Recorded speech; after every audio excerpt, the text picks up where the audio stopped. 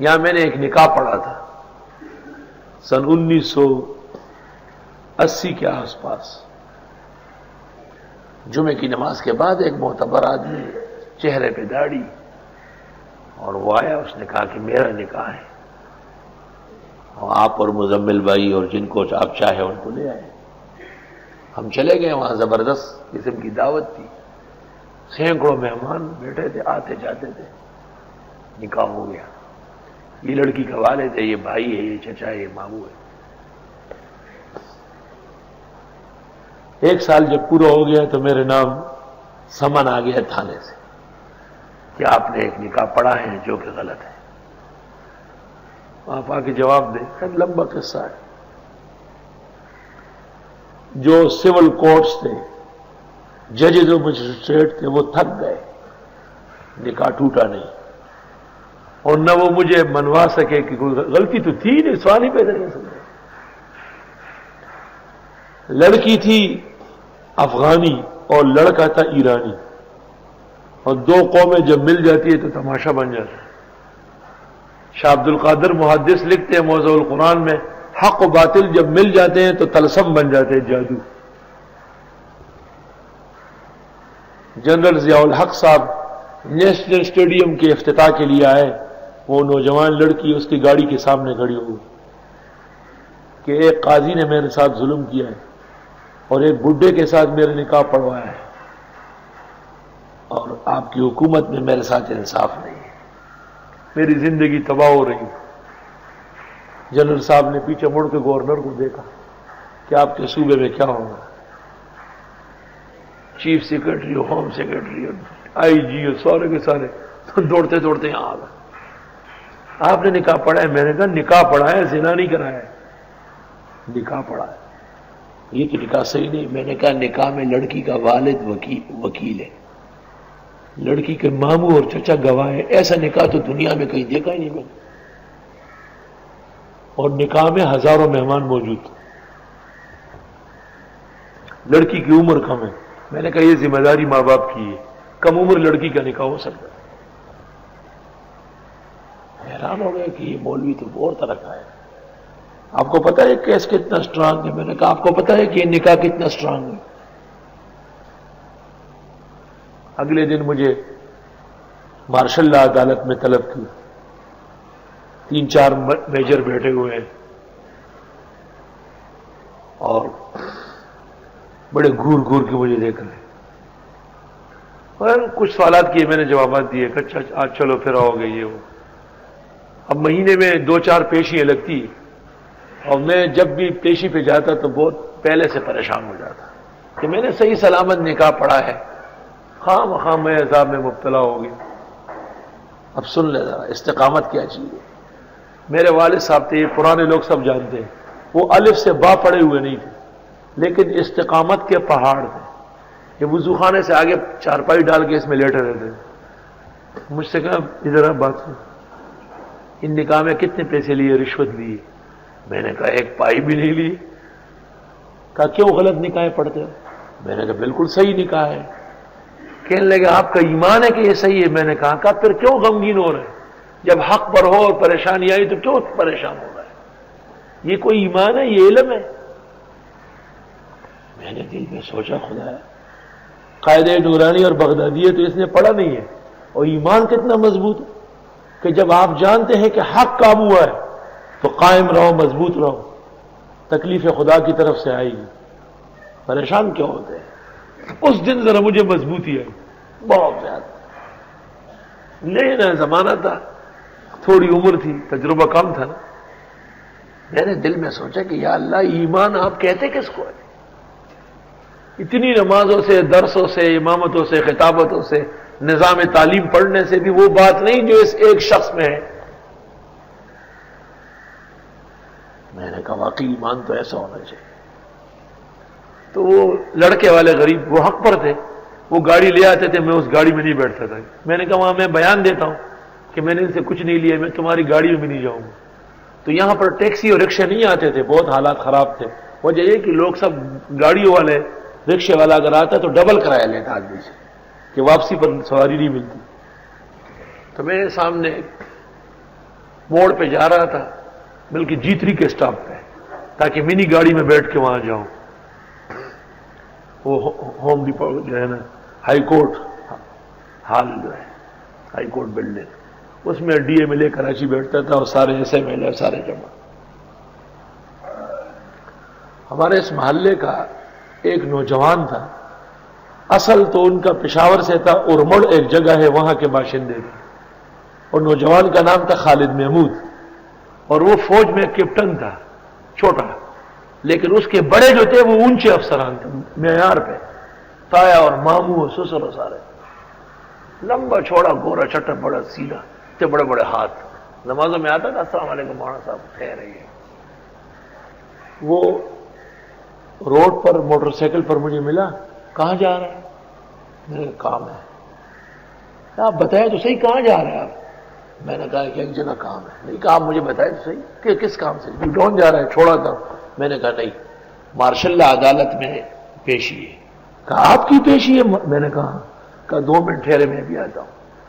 وہ مڑ کے موٹر سائیکل گھر لے گیا، وہ کھڑی کر کے فوجی وردی پہن لے کار نکال کے آ گیا. کہا بیٹھ جائے اس میں. جب گاڑی آگے روڈ پہ چلی گئی، بالکل سیدھی ہو گئی نا، تو مجھے کہا کہ آپ پورا قصہ اول سے اخیر تک مجھے سنائیں، کیا ہوا ہے؟ میں نے لیلا مجنون کی گردان سنائی. مجھے بڑی اچھی یاد تھی کیونکہ بہت پریشان تھا. جس دن وہ شخص جمعے کے بعد آیا تھا کہ میرا نکاح وہاں سے شروع کر دیا.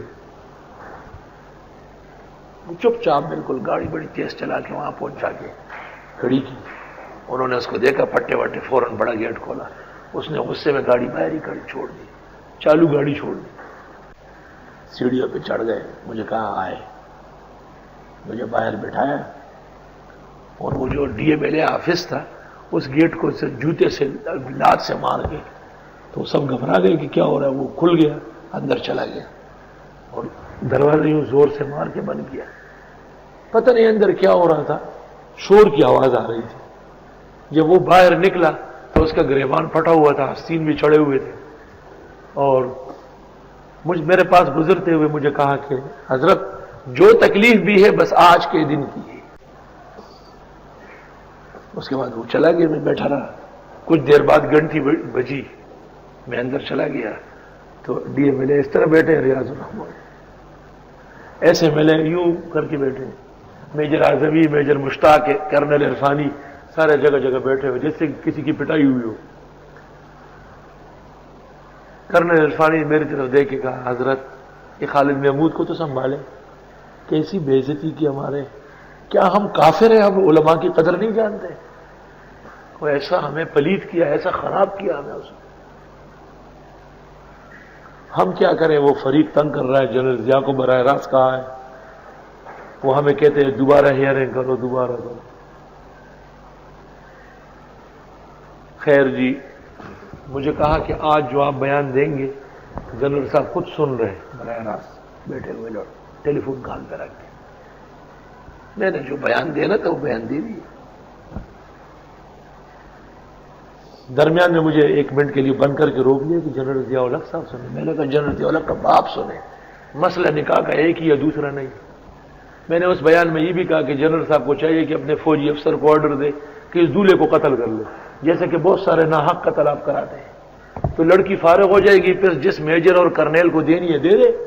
یہ محمد الرسول اللہ صلی اللہ علیہ وسلم کی شریعت کے ہوتے ہوئے جو نکاح پڑا گیا، جب تک یہ لڑکا نہیں چھوڑے گا یہ نہیں چھوٹے گی.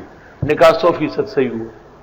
بڑے واقعات درمیان میں، تفصیلات، رجسٹر، قاضی، عدالت، یہ وہ سب آ چکے ہیں.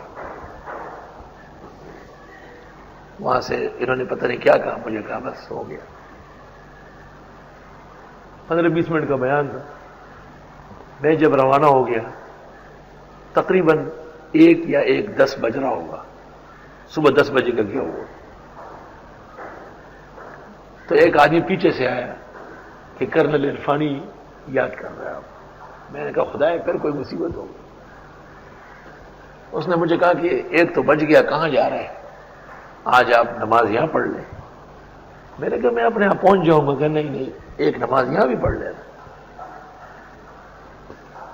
میں چلا گیا، میرا وضو تھا لیکن قصدن طہارت خانے میں چلا گیا اور آدھا گھنٹہ بیٹھا تاکہ یہ لوگ اپنی نماز پڑھ لیں. مجھے پتا تھا کہ مجھ سے پڑھوانا چاہتے ہیں. جب میں باہر آیا مسجد پوری بھری ہوئی ہے اسمبلی ہال کی, امام صاحب کو باندھا ہوا ہے کہ خبردار, ایک مولوی آیا ہے وہ پڑھائے گا. میں نے آ کے سنتوں کی نیت باندھی اور بڑی تفصیل سے سنت پڑھی. جب میں فارغ ہو گیا, کرنل عرفانی مجھے کہہ رہا ہے 20 منٹ ہو گئے لیکن آدھا گھنٹہ اور بھی گزر جائے, امامت آپ نے کرنی ہے, جلدی کرو, آپ بھی چھوٹیں گے ہم بھی. میں آگے ہو گیا, نماز پڑھائی.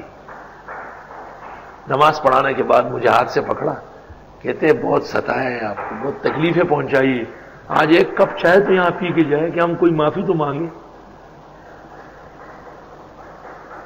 میں چلا گیا. بریگیڈیئر ریاض الرحمان بھی آیا, ڈی ایم ایل اے صوبہ Sindh, S M L A بھی آیا, سارے میجر آئے, بیٹھ گئے, دروازہ بند کیا.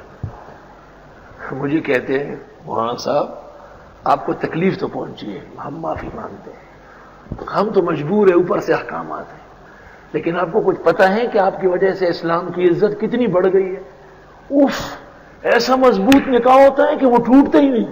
سارا صوبہ سندھ کے گورنر, سارے افسران, سارا ماشاء اللہ, ساری فوج, سارے ججز, سارے کورٹس ایک طرف اور آپ دوسری طرف, اور نکاح وہی کا وہی رہا. خدا کی قسم ہماری خواہش ہے کہ ہم سب کا نکاح دوبارہ پڑھ لیں. جس کسی نے بھی پڑھایا اتنا مضبوط نہیں پڑھایا جیسے مضبوط آپ نے پڑھایا ہے. میں نے کہا کہ یہ تو شریعت کا حکم ہے کہ نکاح طریقے سے منعقد ہوتا ہے اور طریقے سے ہی ختم ہوتا ہے, اس کے خلاف کوئی کرے گا تو کچھ بھی نہیں ہوگا. تو کہتے ہیں ہم پہلے دن سے سمجھ گئے تھے کہ یہ جھوٹے ہیں, ناحق آپ کو پریشان کیا. آج ہم نے سب نے تہ دل سے آپ سے معافی مانگنی, پیر پکڑنے, ہاتھ جوڑنے. آئندہ ہم ریزائن کر دیں گے لیکن آپ کو نہیں بلائیں گے. اگر جنرل ضیاء صاحب کا حکم بھی ہے, ہم آج پوری معافی مانگ چکے ہیں اس کہ ہم نہیں کر سکتے, اس میں کوئی گنجائش نہیں. جب میں باہر آیا, میجر اعظمی آئے, کہتے کرنل صاحب کا حکم ہے کہ میں چھوڑا ہوں. میں نے کہا خدا کے بندے معاف کرو. کہتے نہیں, آپ کے دل سے بوجھ نہیں اتر رہا ہے, طبیعت سے بوجھ نہیں اتر رہا ہے, بہت مہینے ہو گئے آپ پریشان ہیں, یہی لا کے چھوڑا مجھے. میں نے والد صاحب کو قصہ سنایا. مجھے کہتے تم تو ایسی پریشان ہوتے تھے, دیکھو استقامت کی برکت, ٹھیک ہوا ہے نہیں. والد صاحب نے فرمایا کہ اگر پہلے ہی دن آپ ایسے مضبوط ہو کے جاتے تو یہی حشر ہوتا جو آج ہوا.